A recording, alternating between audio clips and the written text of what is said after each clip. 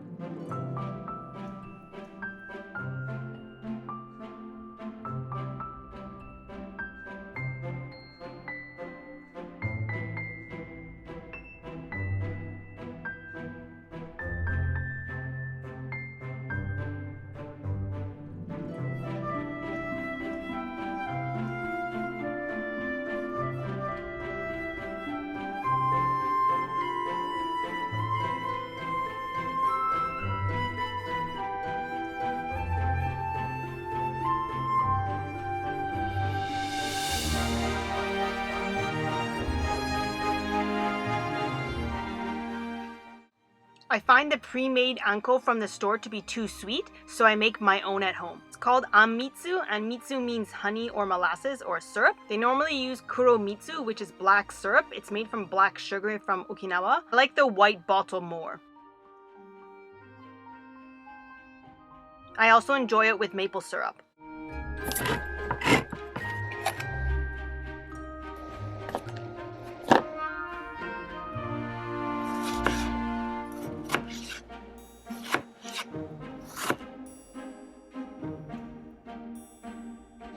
I recommend using a flat bottom dish. If you use a more triangular shape, I find the syrup and all the liquids kind of drain to the center instead of being more spread out.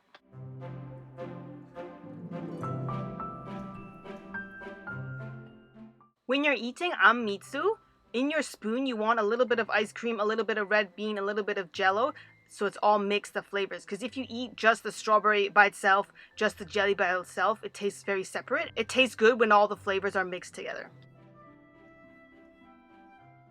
Please tag me if you use this tutorial so I can see your awesome work. And if you want to and can support me creating more free content, either purchase a coffee or buy something from my Etsy shop. Thank you for watching!